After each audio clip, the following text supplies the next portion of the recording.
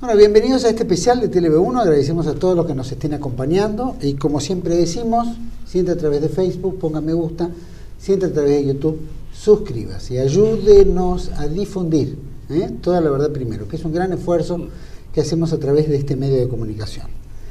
Como habremos visto, en el inicio del programa lo dedicamos exclusivamente al Día de la Raza, 12 de octubre. Día de la Raza, que es justamente lo que nos reivindica nuestra unión con la hispanidad, con España, con nuestro acervo cultural. Y por supuesto, acompañado de la cruz, ¿no es cierto?, de la evangelización, que fue lo importante en todo nuestro acervo cultural.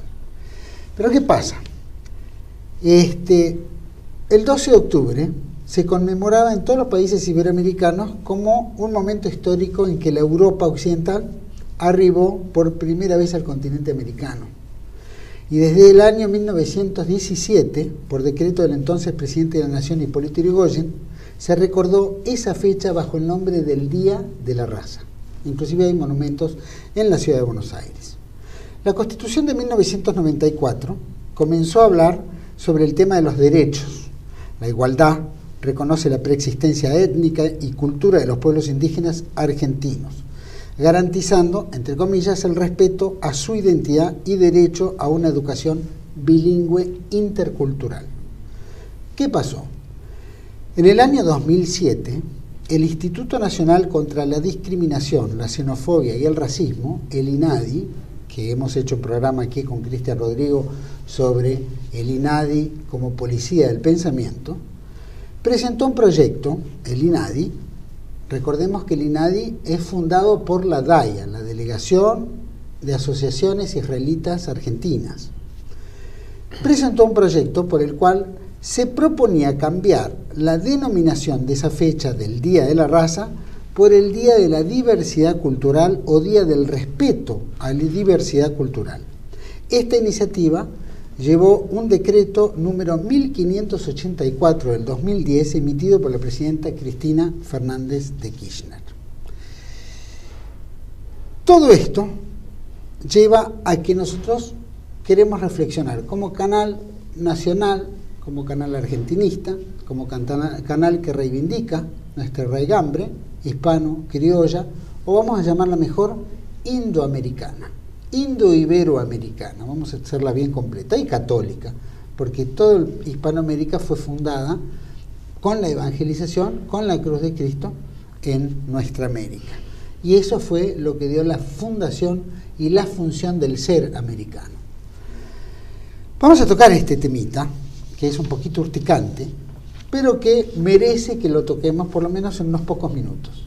Y para mí es un placer presentarlo a Patricio Lons, periodista y investigador cultural, investigador histórico, llamémoslo, y experto en la hispanidad. Así que gracias, Patricio, por estar aquí conmigo. Gracias por invitarme, y es un gusto nuevamente estar acá en TLV1. Pero para nosotros es un placer tenerte. Y quisiera que me digas, Patricio, entre todos estos cambios que hemos mencionado directamente, inclusive el Ministerio de Desarrollo Social, ¿no?, invita a reflexionar y nos hace reflexionar como si fuéramos culpables de algo pasado, como si estos casi 522 aniversario del descubrimiento de América fue denostado del mundo indígena. Bueno, la dirigencia política nuestra, parece, le gusta crear un sentimiento culposo a todos los argentinos. En España ocurre lo mismo. Sobre todo es muy fuerte después de la Guerra de Malvinas. La idea es que no sintamos orgullo de nada, que aborrezcamos nuestra historia, que nos sintamos culpables de cosas que no somos culpables. Pero fíjate que nunca se destacan nuestros logros, nuestras glorias, que son muchas, ahora son muchísimas. Sobre eso se tapa. Pregúntale hoy a un abogado de 30 años que te hable de las invasiones inglesas. No tiene la más remota idea. Te mezcla las invasiones inglesas de 1806 y 7 con la guerra de Malvinas, con el golpe de Estado, hace una mezcla y resulta que parece que Galtieri estuvo en 1806 y Liniers en 1982 y nadie sabe nada. Que Juan Manuel de Rosas era nazi. También, que era nazi, y que hizo el golpe del 76, que tampoco era nazi. Bueno, y mezclan todo y hacen una buena ensalada. Con lo cual se destruye. Y sí, porque se destruye el pensamiento. hay un no pensamiento, hay un vacío de inteligencia. Irigoyen es muy claro, él rescata esa fecha y se convierte en la fecha de asunción de mando presidencial. Irigoyen rescata todos los valores de la hispanidad. Pero en el fondo somos eso. Entonces, y Perón lo continúa. Perón tiene un discurso excelente sobre la hispanidad. Y cuando se habla del Día de la Raza, que ahora lamentablemente se cree que es un concepto racialista, moderno, genético, y no tiene nada que ver con eso. Perón hace referencia a la estirpe. Esa estirpe fundadora, adelantada, que fue capaz de llevar una civilización por todo el mundo. Porque, a ver, hay que largarse en 1492 a la tierra incógnita, al mar incógnito. Se suponía que iban a llegar a Asia, pero nadie tenía muy claro nada. Se supone que Colón tenía algunos mapas escondidos y demás, pero en el fondo eran todas presunciones. De hecho, Colón llega a América y se suponía que había llegado a las Indias. Y él haciendo mediciones, cuando vuelve, que el hermano le pregunta, pero ¿cuál es tu angustia? Es que creen que llegué a las Indias y creo que me topé con otra cosa en el medio. Entonces, es hasta varios años después, cuando se logra llegar a los mares del sur, o sea, al Pacífico, que se crea el reino de Darién y demás, que se dan cuenta que era un continente en el medio. Pero había muchísimas dudas al respecto. Entonces, cuando me hablan en la Constitución de 1994, el tema de la ley que es el Día de la Diversidad Cultural y demás, tratando de denostar el carácter hispano-católico que nos fundó, es una manera de denostar toda nuestra tradición. Lamentablemente los legisladores nuestros no investigan ni consultan investigadores ni historiadores serios, que Argentina los tiene y muchos, ¿no? Se comen, como digo yo, un pan Felipe, hacen historia de las piñas, porque en realidad pecan de ignorantes. Yo creo que si tomas un examen de historia argentina hispanoamericana en el Congreso de la Nación, entre diputados y senadores, salen con -4 de calificación. Vos sabés que no encontrás legisladores intelectuales que vos digas, pero mirá qué hombre. Son cada vez hay más ignorancia. Ignorancia en el mundo político, especialmente de legisladores, y por supuesto una gran ignorancia en el mundo de los medios de comunicación. Los periodistas, por lo menos antes, eran investigadores. Hoy los periodistas chapucean de acuerdo a las órdenes que le manda el mandante o la corporación que tiene el turno, sea del Estado o sea privada, ¿no? Pero vos sabés que acá tuvimos hace unos tiempitos atrás, tocamos el tema de 1492, fin de la barbarie, comienzo de la civilización en América, que fue un libro que escribió Cristian Rodrigo. Y después también estuvo el padre, es excelente. Claro, excelente. Y que también estuvo el padre Olivera, que escribió otro libro que se llama No te la cuenten, que hablan de las leyendas negras de América, especialmente los españoles, porque acá hay una tendencia moderna, como bien dijiste, entre el progresismo y todo, que hay que denostar todo lo hispano, ¿no? Todo lo que venga de nuestra raigambre. Inclusive España ya está autoflagelándose de su propio... España está en un estado de suicidio enloquecido. Sí, es tremendo. Pero bueno, nos contaba Cristian de lo que fue, qué es lo que se encontraron los españoles en América. No digo exactamente Colón, porque creo que no encontró en las islas del Caribe tanta hostilidad. Encontró alguna tribu ahí, pero... No había hostilidad. Pero sí, cuando tocan América es otro calibre. Cuando ya entran en México y perciben todo este fin, ¿no es cierto?, de una era azteca, maya, ¿no es cierto?, muy difícil, donde en pocos años podían llegar a, según las investigaciones de Cristian, iban a autoeliminarse. Y el Imperio Azteca tenía un proceso de sacrificios humanos permanentes, ¿no? Llegaron a matar 1000 o 10.000 personas en un día de sacrificios humanos. En un caso creo que fueron 70.000, si no me equivoco.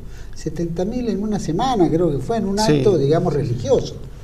O sea que estamos hablando de una perversidad entre ellos mismos.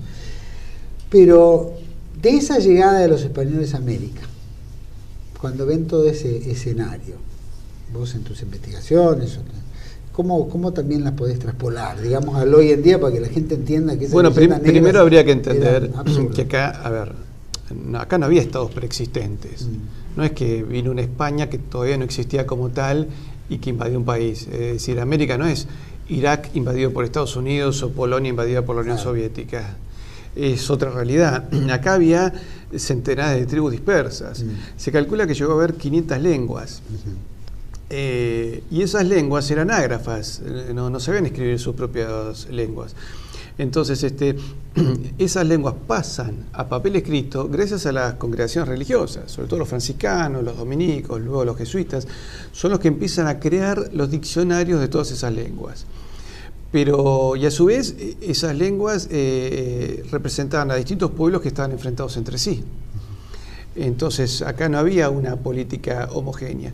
Y España lo que hizo fue darles un carácter homogéneo que les permitió a todas esas tribus empezar a entenderse, a compartir, y se empieza a crear, y a mezclarse y a unirse. De hecho, España se mezcla con el nativo, ¿no es cierto? Entonces, no es que hubo acá genocidios. Es cierto que a veces, cuando hay dos pueblos que se unen, a veces hay enfermedades que se transmiten, y eso sí, por supuesto, provocó. Pero, por ejemplo, a veces en Puerto Rico se decía que había desaparecido una tribu, lo de los taínos. Los taínos había casi desaparecido porque 9 de cada 10 hombres habían muerto en guerras con otros indios. Entonces quedaban 9 mujeres libres que se casaban con españoles. Entonces se fueron mezclando y quedan muy pocos taínos. Creo que queda una minoría en Cuba y una minoría en Puerto Rico. Pero eso no fue un genocidio, fue una situación natural. A ver, como en España, ¿quién tiene sangre visigótica pura? Los pueblos se unen. Digamos, hoy, ¿qué tendríamos que hacer? ¿Denostar a los aztecas, a los mayas o de repente a los incas? No, hay que entender cómo eran. Y evidentemente España logra no solo civilizar, sino que nos permitió un idioma común y una religión común para todo el continente. Y eso evitó muchísimas guerras. Porque si vos te fijas, cuando termina la Edad Media y se empiezan a crear los estados nacionales en Europa, se crean a partir de los idiomas. Es decir, cuando desaparece el Imperio Romano, las lenguas cercanas, más latinizadas, empiezan a tomar carácter propio. Entonces el francés toma carácter propio, el rumano, el portugués, el español y el italiano. Y las lenguas más alejadas del imperio vuelven a sus lenguas nativas, las lenguas sajonas, que por eso son más pobres. No hay muchos filósofos de noruego, ¿no es cierto? Son lenguas mucho más endebles. Las lenguas del pensamiento, por lo general, han sido las lenguas derivadas del latín. Lo cual ha llevado también a tantos enfrentamientos. En cambio, en América no. Fíjate que hubo pocas guerras entre nosotros. Y las guerras han sido incentivadas muchas veces de afuera. La guerra entre Bolivia y Paraguay fue un tema de petróleo. Las guerras entre Bolivia, Perú y Chile también, por el tema del guano. Pero no hubo grandes enfrentamientos. Hemos tenido una mayor unidad. Y de hecho, ¿qué diferencias hay entre no hubiéramos mantenido toda la geografía hispano-criolla de una misma lengua en toda América? Claro. Fíjate, por eso, fíjate que se ha buscado la destrucción de nuestra identidad. Me acuerdo que Roosevelt, creo que decía, el presidente norteamericano, creo que todo Roosevelt que estuvo acá, dijo: hay que impedir que la Argentina y toda América se mantenga unida, y para destruir la unidad hay que destruir la identidad católica. Entonces, de ahí que la cantidad de sectas que vienen de Estados Unidos.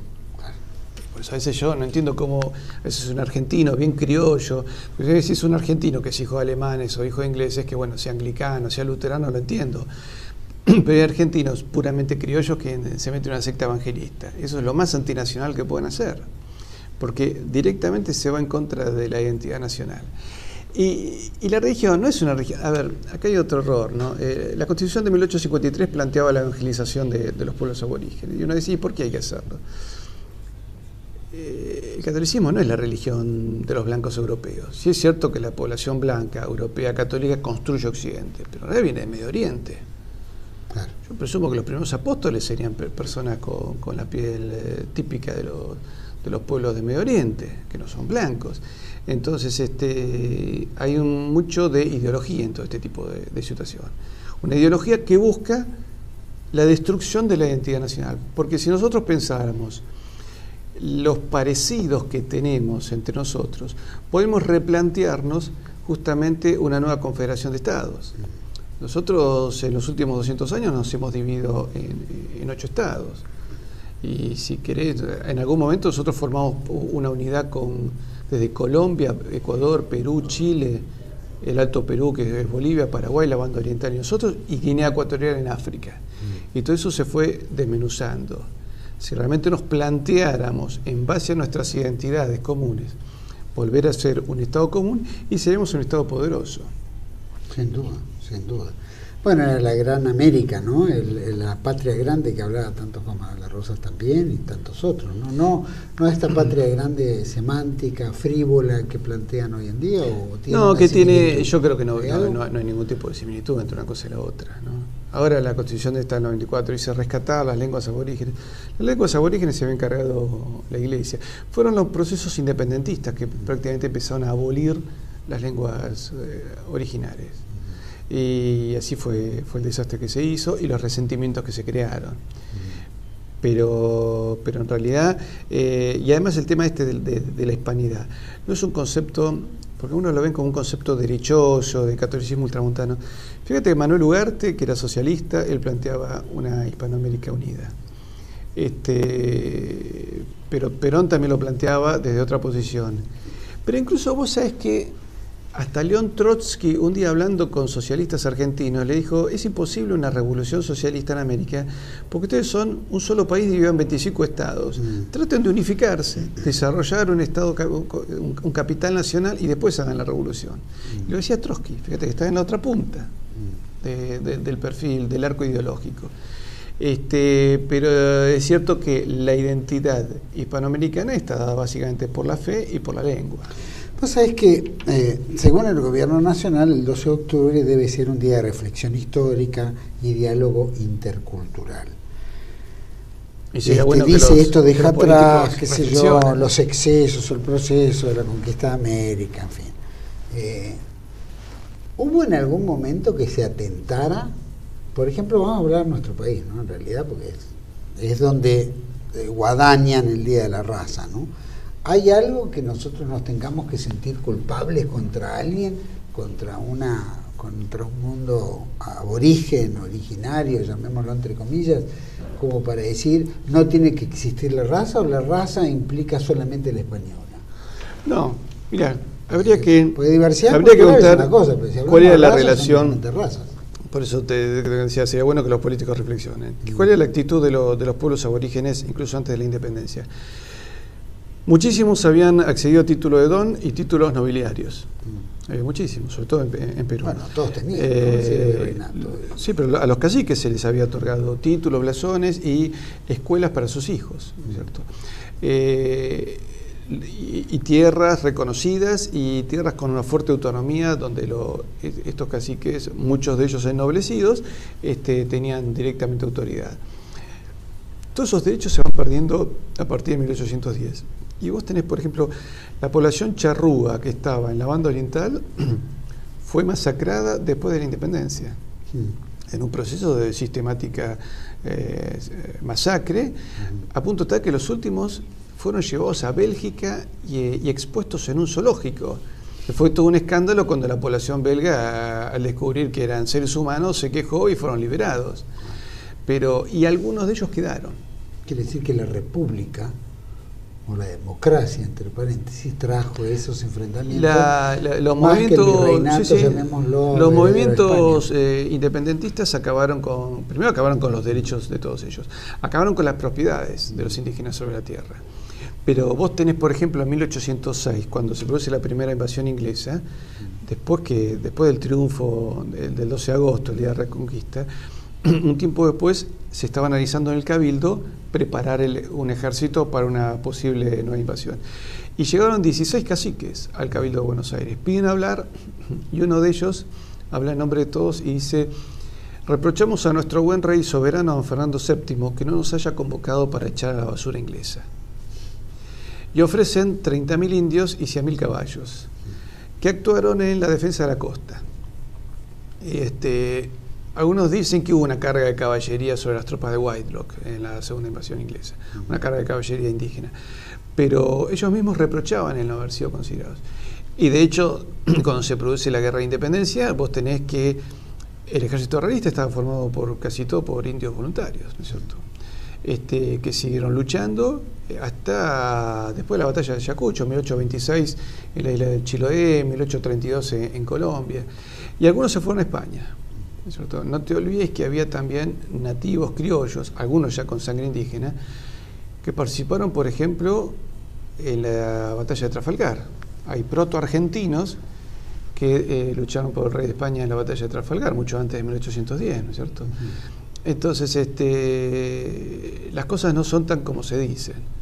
En realidad, ese pueblo aborigen era profundamente defensor de la tradición hispánica.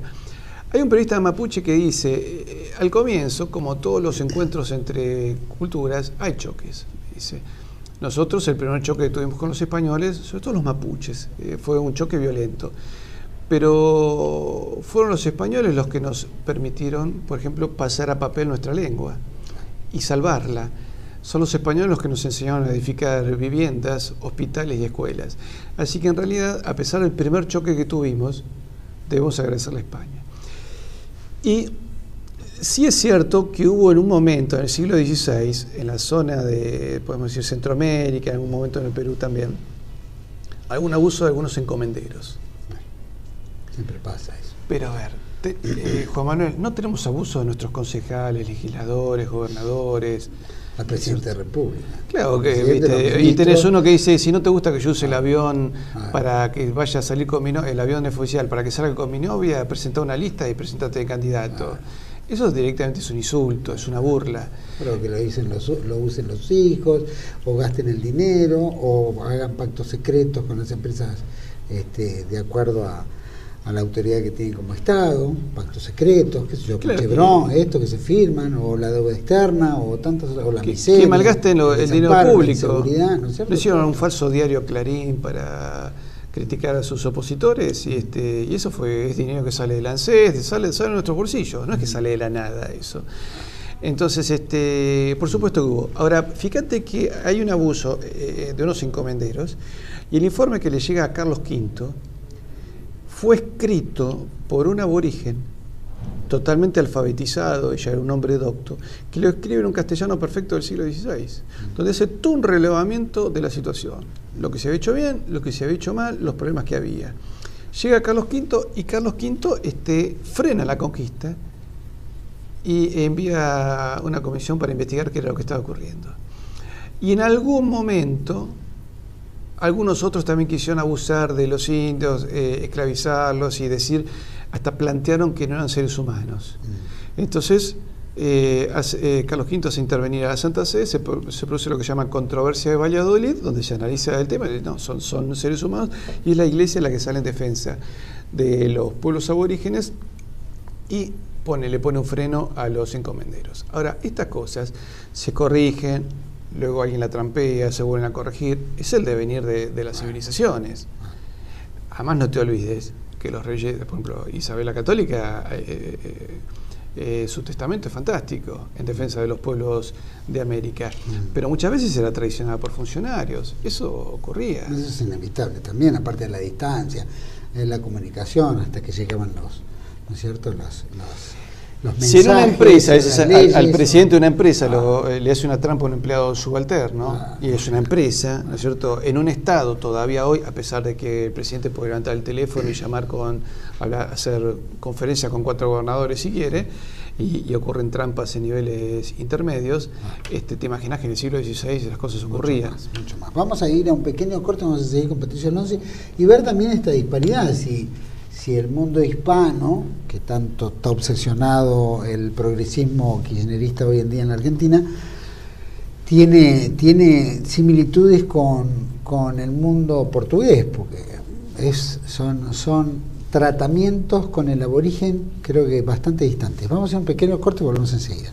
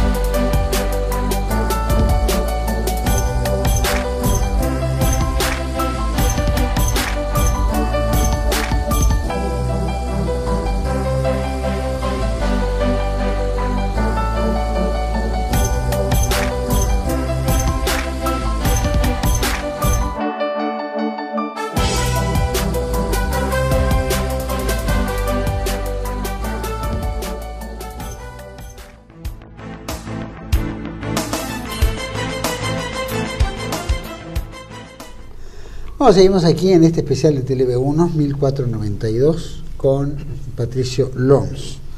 Patricio, te preguntaba en el bloque anterior las diferencias entre el mundo, llamémoslo, si lo groseramente, de abusos que tanto acusan España o los españoles en América con respecto a los aborígenes o los negros o qué sé yo. ¿Qué disparidad o qué similitudes o qué comparaciones tenemos con el mundo portugués o anglosajón, por ejemplo?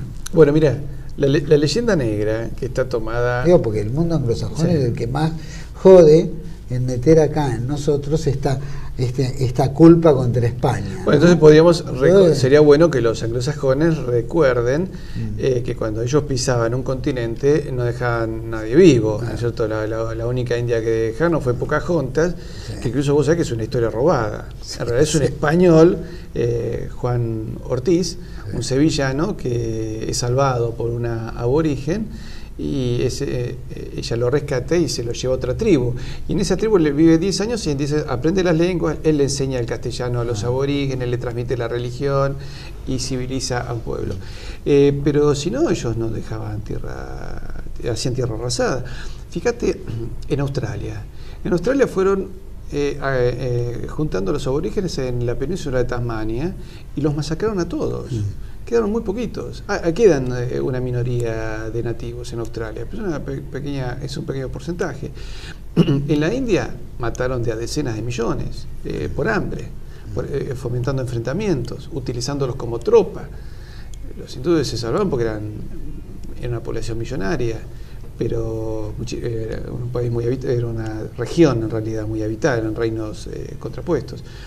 Bueno, en China, en China metiendo el opio murieron millones de chinos. En África, acordate, las guerras contra los zulúes fueron guerras de masacre. Entonces, en realidad Inglaterra, donde pisó, trató de dejar el terreno sin gente. Y de alguna manera, fíjate que ocurre hasta con nosotros. Fíjate todos estos acuerdos mineros. ¿Por qué en todas las provincias mineras aumentó tanto el cáncer? ¿Por qué se fomenta la destrucción de la familia? Que la gente no se case, que no tenga hijos, si los tiene, que los aborte, de distintas maneras. Entonces, nosotros tenemos una población casi, te diría, estancada en cuanto a cantidad de gente. Para el territorio que tenemos, que políticamente, llamémoslo, políticamente, económicamente y estratégicamente, ¿no? En 10 años lo que aumentó de población argentina es una población de inmigración, sí. No calificada, y incluso de pueblos que no tienen nada que ver con nuestra historia, nuestra tradición, ¿no es cierto? Y que genera choque, genera delito, y de hecho, si uno le pregunta los informes de la Policía Federal, hay barrios donde se sabe que el delito está manejado por bandas de determinados países, ¿no es cierto? Entonces, pero volviendo España es al revés, al contrario, se fue integrando. Los ingleses, para tapar sus culpas, crean la leyenda negra junto con los holandeses. Hay un holandés que plantea todo este tema, y hace un libro con dibujos de mostrar a los españoles cometiendo carnicerías aquí y allá. Entonces, que eran por lo general las carnicerías que los holandeses cometían también. O que los ingleses, ellos tenían letra propia para inventar leyendas. Y los portugueses sí eran esclavistas. En Castilla el tema de la esclavitud fue algo que Isabel la Católica lo fue reduciendo hasta terminarlo, ¿cierto? Fernando el Católico terminaba haciendo siempre lo que quería Isabel. Bueno, la prueba es tan pocos negros que hay en Iberoamérica, ¿no es cierto? Fuera de Portugal, fuera de Brasil, perdón. Brasil, que es colonia portuguesa. Y después tenés negros en las colonias inglesas, como por ejemplo Jamaica. Y Colombia también. Colombia hay también un poco. Acá vinieron pocos. Acá también la iglesia era un freno moral. Y después algunas congregaciones los educaban, los alfabetizaban medio en secreto. Pero fíjate que en las invasiones inglesas se crearon los regimientos de pardos y morenos que lucharon con fiereza contra el inglés, y básicamente por una cuestión religiosa. Estaban totalmente cristianizados, sabían que los ingleses eran protestantes y lucharon con ferocidad contra ellos. Pero hubo pocos, después algunos murieron ahí, otros mueren en la guerra de independencia en ambos bandos, y también la fiebre amarilla. Sobrevivieron un poco una mayor cantidad de población negra en Uruguay. En Uruguay. Que es donde no llegó la fiebre. Claro, y que se ha mezclado, ¿no es cierto? Más bien en Uruguay tenés más bien población mulata, ¿no es cierto? Que forman parte de la sociedad. Pero los ingleses, los holandeses, los portugueses fomentaron esta leyenda negra. Lo peor de todo es que los españoles, los argentinos, hemos comprado este cuento, sin sentarnos a pensar, a ver, ¿a quién beneficia si yo denosto mi historia? Primero me tengo que poner a plantearme eso, ¿cierto? Son un poco estos Piña y todos estos que terminan trabajando, en el fondo siempre han terminado trabajando para los ingleses de alguna manera, que han buscado la desunión permanente entre los pueblos de América. Incluso este acercamiento que hay hoy en los pueblos estaba en base a conceptos más ideológicos que culturales, ¿no es cierto? Y tampoco se logran grandes concreciones, porque se va a decir, bueno, desde el Mercosur a fecha, en 30 años, hemos logrado borrar las fronteras y tenernos una moneda única y una política económica en común y una política militar en común. Bueno, podríamos decir que hemos tenido algún resultado, pero creo que han sido más bien escasos. El Mercosur todavía es un sistema de conflictos, ¿no es cierto?, donde nosotros hemos reducido nuestra capacidad industrial. Es curioso este ataque anglosajón sobre el mundo hispano, porque uno lo ve, por ejemplo, si alguno visitó Washington en el monumento de Lincoln o el monumento de Jefferson, que tienen estas grandes placas a los costados del monumento, donde habla del hombre, las libertades, qué sé yo, el reconocimiento, la interconexión con Dios, ¿no? Bien iluminista, sí. ¿No es cierto? Pero lo curioso es que ellos hasta hace 30 años, los negros, no tenían acceso a los colectivos ni a los baños públicos, ¿viste? Tenía que haber baños para negros, colegios para negros, es decir, y hasta públicos. Hace poquito los holandeses, ¿no es cierto?, en Sudáfrica. Bueno, y mirá, vos lo nombraste a Lincoln y a Jefferson, ellos eran esclavistas también, claro, o sea, sí. Lincoln, antes de la presidencia, él tuvo esclavos. Luego, bueno, toma la bandera de la esclavitud, pero la guerra de secesión tampoco fue por el tema de la libertad de los negros. Había otros intereses. Había dos modelos en disputa, dos modelos económicos. Si no, nos explica por qué hubo negros en el sur peleando en defensa del sur, ¿no es cierto? Ahí hay algo, claro, hay algo que no se entiende. Y Jefferson tuvo hijos naturales con mujeres de raza negra, ¿no es cierto? Es más, algunos de sus hijos, por un tema económico, él mismo los vendió. Y después, bueno, es un prohombre de los Estados Unidos, ¿no? Pero pongamos las cosas en su sitio. Acá ese tipo de villanías no llegaron a ocurrir. No tuvimos un Juan Manuel de Rosas con esclavos, o que bendice a sus hijos. Hizo que Juan Manuel tuvo hijos naturales, pero de alguna manera trató de protegerlos. Pero es el mayor ejemplo de acercamiento al mundo aborigen. Sí, por supuesto. Sus campañas al desierto, y mira que la campaña del desierto de Rosa fue al mundo civilizado. Fue brava, pero la vacunación antivariólica, se vacunaba a los indios, se vacunaba, se enseñaba a trabajar la tierra, se le enseñó a comer vacas porque comía caballos, se le enseñó a prever porque comían, el mundo aborígene reservaba su comida en el día. Después salía a cazar, de acuerdo a la necesidad del hambre que tenía, como los animales. Entonces, se gesta toda una cuestión de prevención. Y de alguna manera se lo incorpora al mundo del trabajo, para que puedan trabajar su tierra, producir, es decir, ocuparse en algo sin tener que atacar a otros. Bueno, y vos sabés que lo que hace Rosas es el concepto castellano de los pueblos. Porque el liberalismo tiene un concepto, es el pueblo. El pueblo es como una entelequia que tiene que votarme a mí, que soy, parece ser que soy el único iluminado y que le dice todo lo que tiene que hacer. En cambio, los pueblos era el concepto castellano, por lo cual había que respetar las características de cada lugar.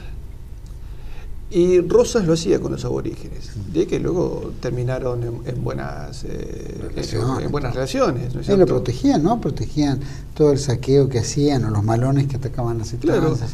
Claro. Por eso fíjate que a ver, el Imperio Español como tal no existió nunca.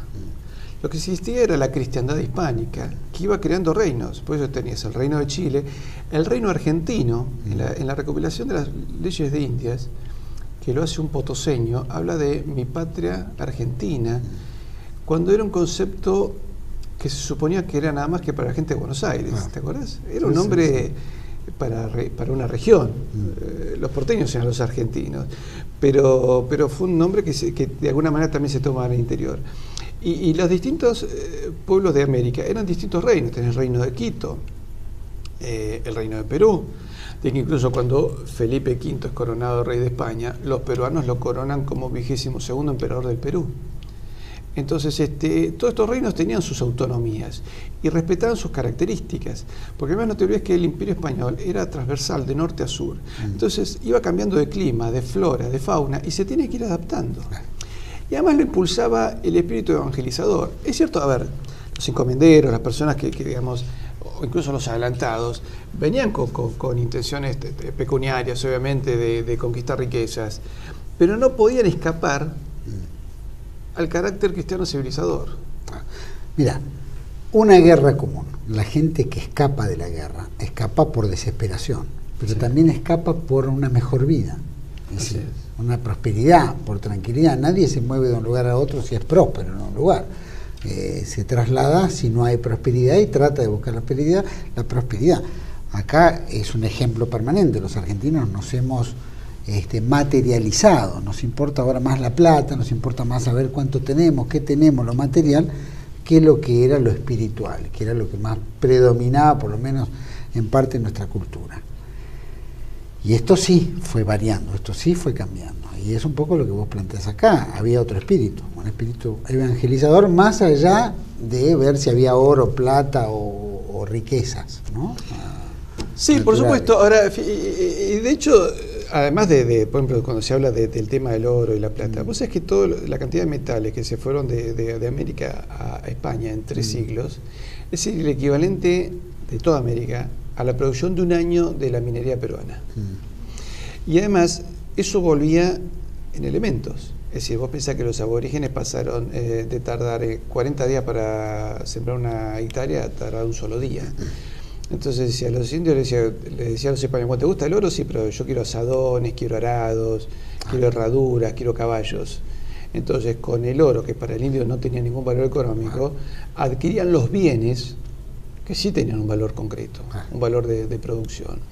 Entonces, España en esos 3 siglos fue creando también cultura y universidades. Pues fíjate, cuando España se va de acá, dejó 25 universidades fundadas. Cuando Inglaterra le hace la guerra a las 13 colonias americanas, no había dejado nada. Creo que Harvard era una escuela. Era una escuela terciaria, pero nada más. De hecho, había colonos norteamericanos, digamos, ricos, que enviaban a sus hijos a estudiar a las universidades de la hispanidad. Eso existía. Y existía una industria en ciernes cuando ya España, digamos, se tiene que ir de América. Pero deja toda una cultura, deja una civilización. Yo creo que faltó tal vez dejar una dirigencia mejor formada, eso puede ser, porque también, a ver, el corte fue abrupto y fue con una guerra que duró 15 años. Una guerra que en algunos lugares, por ejemplo, no fue pedida. Los peruanos nunca habían pedido la independencia. La independencia se la lleva la flota de Lord Cochrane, ¿no? la flota británica, con todos los análisis que podríamos hacer sobre eso. Pero a los pueblos también del Caribe es el ejército del general Rooke, un general inglés, con casi 8.000 hombres y una flota inglesa, armamento inglés y financiamiento inglés, bajo el mando de Bolívar. Pero en realidad es Inglaterra la que opera en la destrucción de nuestra nacionalidad. Pero en su momento había una unidad muy concreta. Vos pensás que incluso al comienzo de nuestra historia independiente, los próceres eran intercambiables.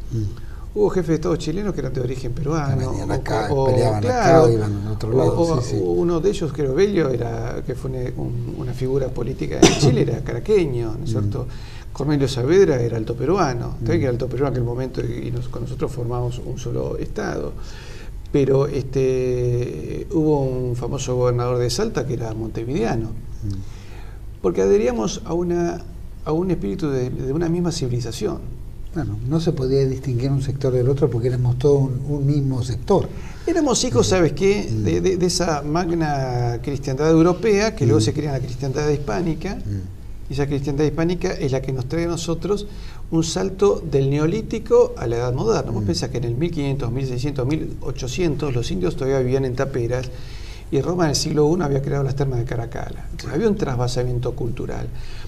Pensá que el 90% de la dieta cárnica y cerealera de América fue aportada por Europa. Y América le aportó a Europa el chocolate y tantas cosas más, ¿no es cierto? Tantos productos naturales que llegaban de América a Europa. Pero ahí sí hay un intercambio interesante donde nos enriquecimos mutuamente.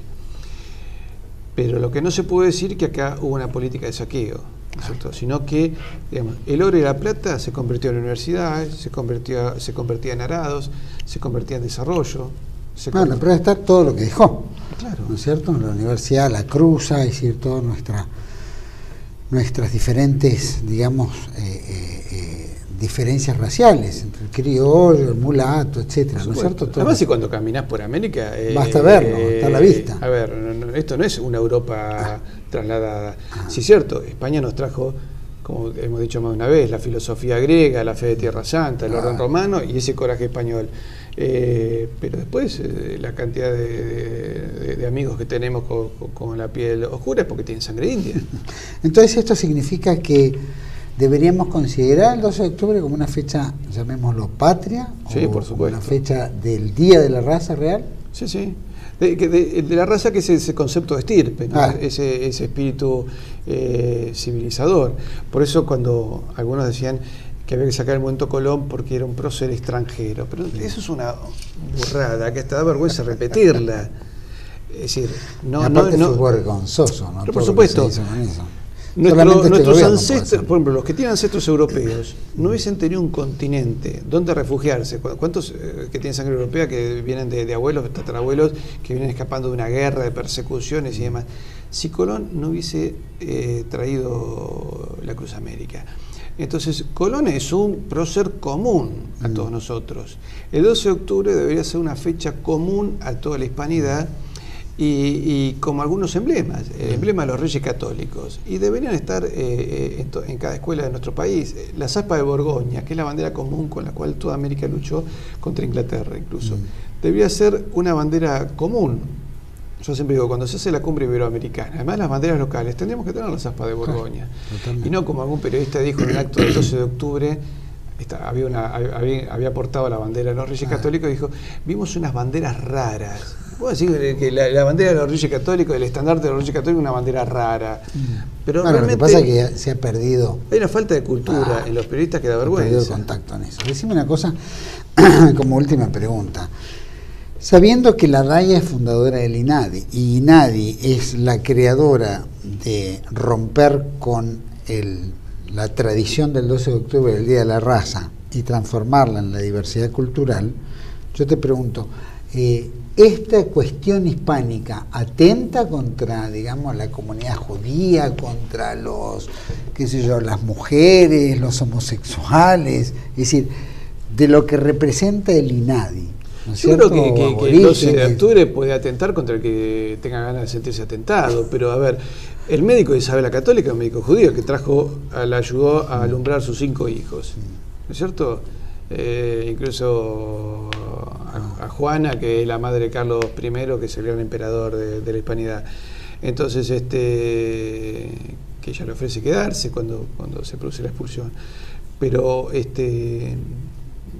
¿cómo deberíamos tomar nosotros esto? Me parece de que alguna manera no nos ofende que un X grupo, colectividad, que ni siquiera es la colectividad, son, ¿no es cierto?, la delegación de asociaciones israelitas en la Argentina. Mira, incluso ¿Qué tiene que ver ellos, aparte los pro-ingleses y qué sé yo, que siempre están, ¿no es cierto?, como los mapuches que tienen oficina en Londres y tantos otros, que tentan contra nuestra cultura, nuestra fe, nuestra espiritualidad, contra nuestra raigambre, contra nuestro territorio, ¿no? Es como medio violento. Mira, yo lo que le contestaría a todos es, primero que es una fecha común a toda América, no tiene por qué nadie sentirse afectado.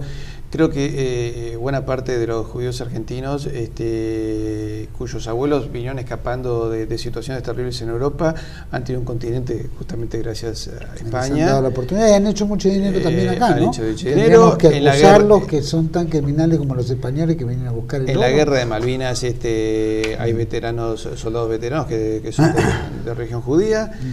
Así que yo creo que, como decía Evita, la leyenda negra fue una leyenda que se escribió para engañarnos. Y se engaña el que quiere ser engañado. ¿no es cierto? Si uno tiene ganas de menospreciarse, bueno, es problema de cada uno. Pero me parece que tenemos que ver en esto una gran gesta, que por supuesto tuvo sus grises, sus sombras, como lo tiene, a ver, todo gran desarrollo humano. Pero, digamos, la gran gesta de la humanidad fue el descubrir un continente y unir al mundo, porque el mundo era inconexo antes de 1492, antes de la gesta de Hernando de Magallanes y Sebastián Elcano, no se conocía. Y España civilizó, unió al mundo, llevó una moneda que dio prosperidad a todo el mundo. Acuérdate que la moneda americana llegaba hasta, llegaba hasta Asia. Filipinas, China, Japón, circulaba la moneda, el real de A8, ¿no es cierto? Que ese es el motivo por el cual nos destruyeron y por el cual nos siguen destruyendo, porque ¿sabes qué? Nosotros en el fondo somos un mercado común, el mercado común iberoamericano, somos 700 millones de personas. Si empezamos a pensar en nosotros, primero, el 95% de lo que necesitamos lo podríamos comerciar entre nosotros, ¿cierto? Sin necesidad de monedas extranjeras, de divisas y demás. Y terminaríamos acercando nuestros valores monetarios y podríamos tener acciones en común. Yo siempre digo, hasta tenemos que tener equipos en común.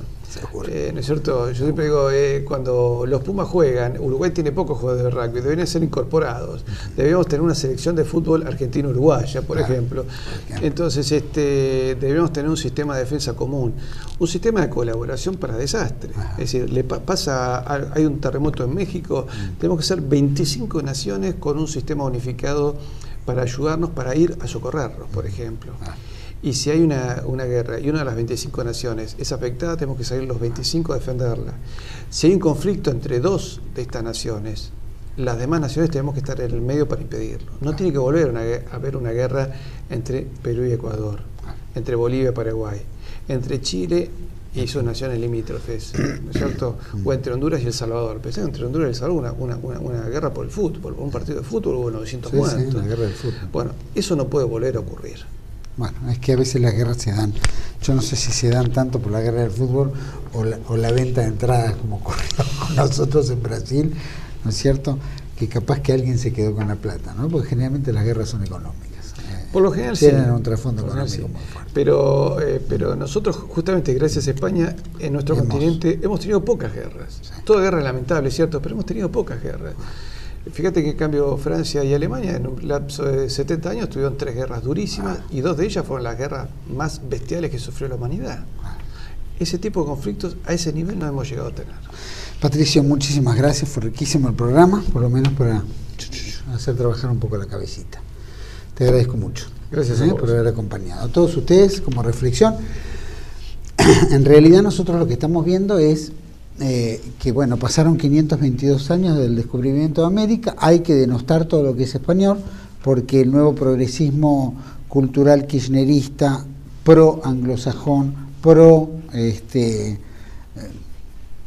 extranjero, porque no es nuestro, nos imponen determinadas leyes, como nos han venido sucediendo con la Constitución del 94, etcétera, etcétera. Pero sí, lo que vemos que es como algo diabólico, ¿no? Como un mal, como un diablo que está suelto. Entonces tienen que confundirnos permanentemente. Nosotros tenemos que odiar a nuestros antepasados como de alguna manera hacen romper el hilo conductor de la familia. Si uno odia a su madre, odia a su esencia.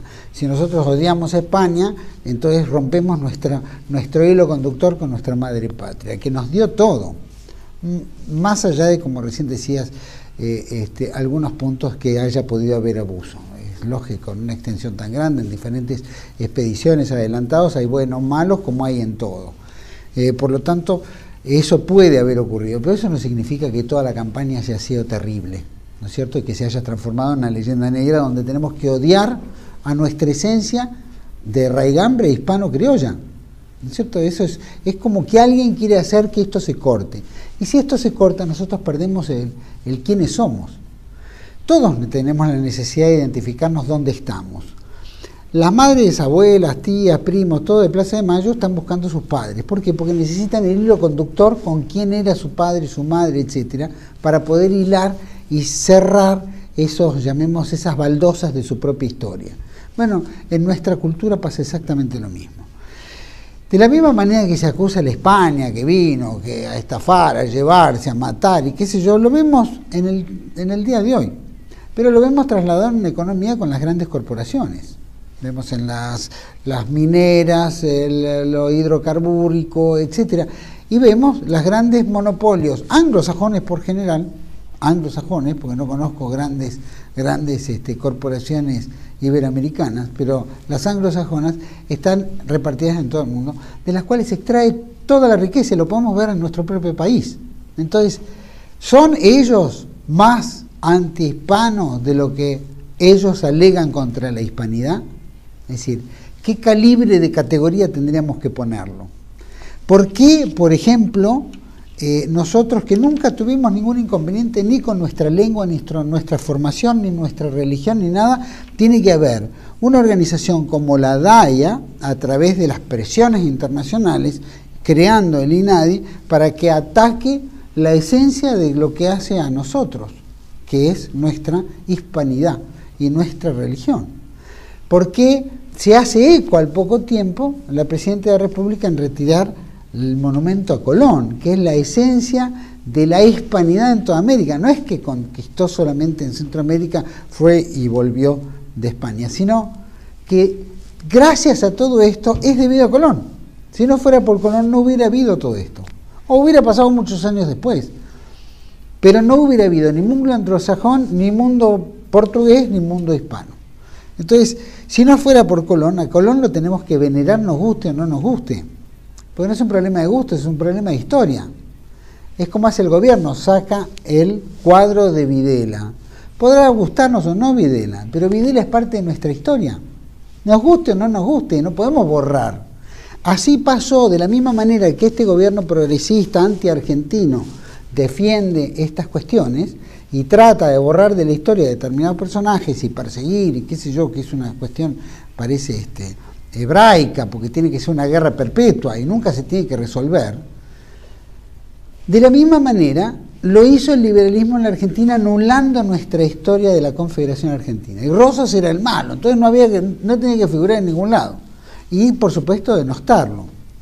Y de la misma manera hoy vamos hacia nuestra historia inicial, ¿no? El virreinal, la colonia, etc. Entonces, lo que creemos como argentinos es no tener que prendernos en esto, que estas leyendas negras sean un mambo de ellos, pero que no nos involucren en romper nuestra cultura, nuestra forma, nuestra educación, nuestra fortaleza, que es justamente el ser católicos, el ser cristianos, el ser argentinos, el hablar el castellano como idioma de Castilla, que son nuestros fundadores, que tener cariño hacia nuestra madre patria, porque si no fuera por la madre patria no estaríamos aquí. Y todas esas esencias que nos hacen a lo nuestro, el gaucho, el criollo, todo eso deriva de la hispanidad. Entonces, no hay que denostar. El 12 de octubre es el día de la raza. El 12 de octubre es el día de la hispanidad. El 12 de octubre es el día de nuestro nacimiento. Como hombres, como criollos, como lengua y como Cristo, como cristianos.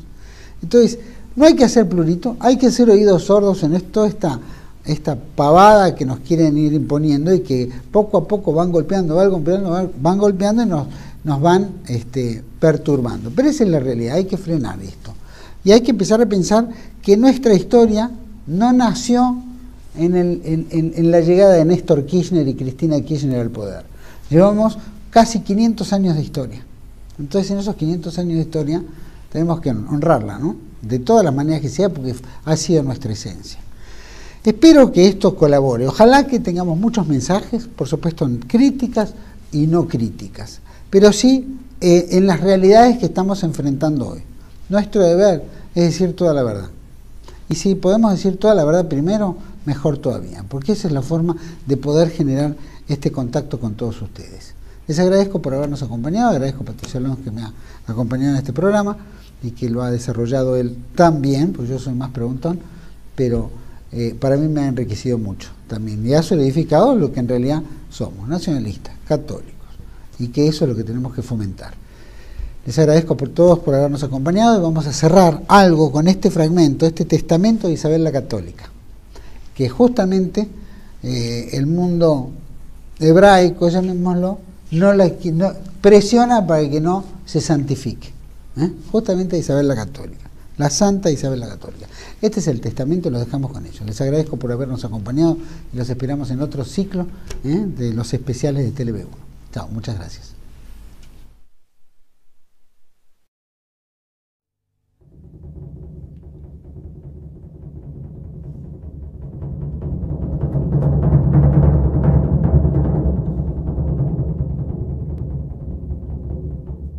Yo, doña Isabel, reina, estoy preparada para morir.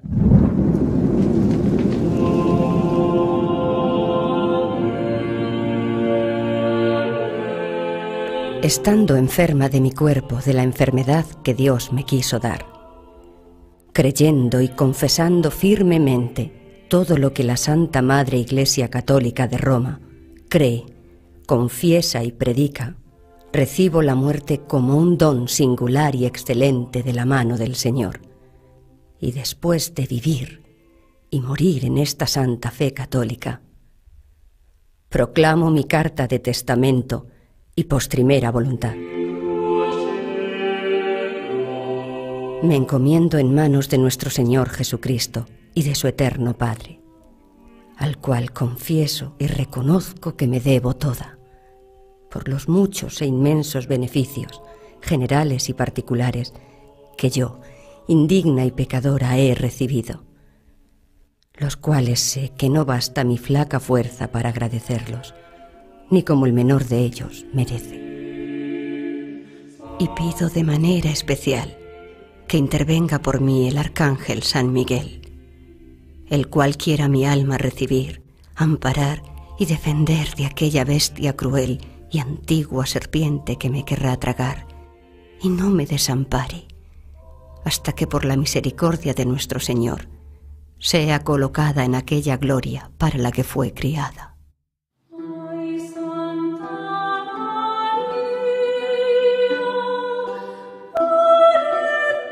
Quiero y mando que mi cuerpo sea sepultado en el monasterio de San Francisco, que está en la Alhambra de la ciudad de Granada, vestida con el hábito del bienaventurado San Francisco, en una sepultura baja que no tenga bulto alguno, salvo una losa baja en el suelo, llana, con sus letras esculpidas en ella.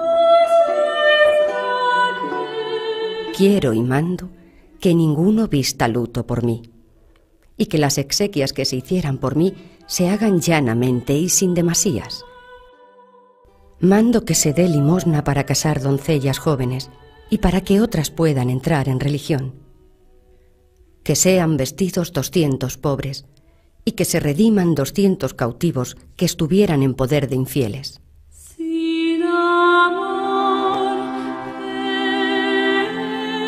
Quiero y mando que si el Rey y Señor eligiera sepultura en cualquier otra iglesia o monasterio de mis reinos, que mi cuerpo sea allí trasladado y sepultado junto con el cuerpo de su señoría. Porque el ayuntamiento que tuvimos viviendo y que nuestras ánimas espero que sigan teniendo en el cielo, según la misericordia de Dios, lo tengan y representen nuestros cuerpos en el suelo.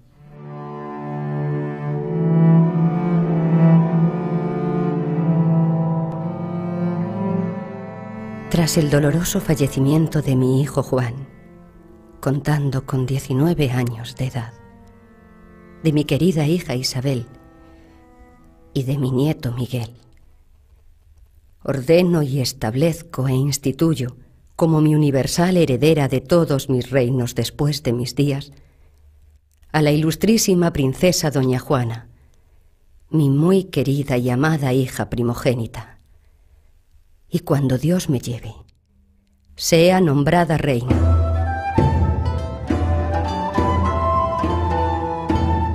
Doy orden de que mis súbditos y naturales les tengan el amor y los sirvan lealmente, como al Rey mi Señor y a mí han servido.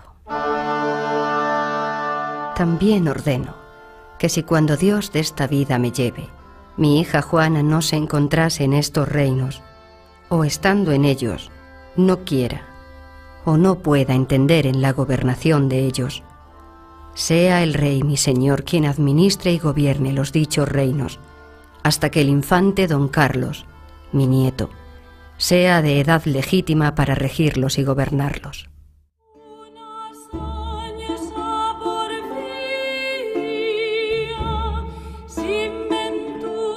Ruego y mando a la dicha princesa mi hija y al dicho príncipe su marido, que como católicos príncipes tengan mucho cuidado de la honra de Dios y de su santa fe, velando y procurando la guarda y defensa y ensalzamiento de ella, y que no cesen en la conquista de África y de pugnar por la fe contra los infieles, y que siempre favorezcan mucho las cosas de la Santa Inquisición contra la herética bravidad.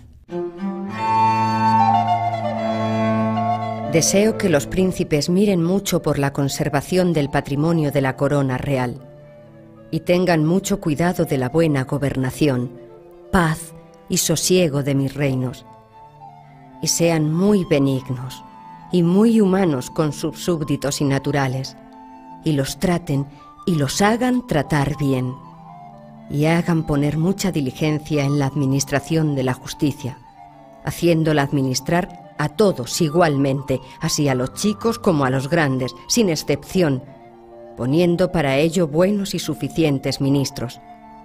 Pues he sido informada de que algunos grandes y caballeros de mis reinos impedían a los vecinos y moradores de sus tierras que apelasen ante nuestras chancillerías, como estaban obligados, por lo que tales personas no alcanzaban cumplimiento de justicia, y este es un derecho inabdicable e imprescriptible que no se puede apartar ni alienar de la corona real. Ordeno a mis sucesores examinar si las rentas de las alcabalas son de calidad y si se podrían perpetuar y llevar adelante justamente y con buena conciencia, de manera que estas y otras rentas reales se cobren y recauden sin que mis súbditos y naturales sean fatigados, ni reciban vejaciones ni molestias. Encargo a mis herederos que se hagan juntar un prelado de ciencia y conciencia con personas doctas y sabios experimentados en derecho para que vean las dichas leyes del fuero y las compilen en un cuerpo más breve.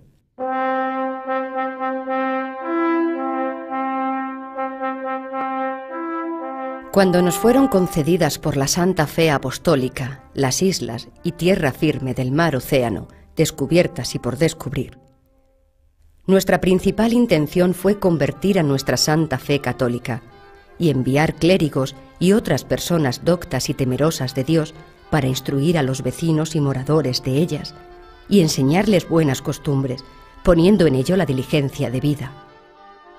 Por ello, suplico y encargo que no consientan ni dejen que los indios, vecinos y moradores de dichas indias, reciban agravio alguno en sus personas ni bienes, y que sean bien y justamente tratados. Mando que mi testamento original, sea puesto en el monasterio de Guadalupe, para que cualquier persona pudiera verlo cuando fuera menester, y antes de que allí se lleve, se hagan 2 copias de él, y que uno de ellos se ponga en el monasterio de Santa Isabel de la Alhambra de Granada, donde mi cuerpo ha de ser sepultado, y otro en la iglesia catedral de Toledo, para que allí lo puedan ver todos los que de él quieran sacar provecho. Yo, la reina.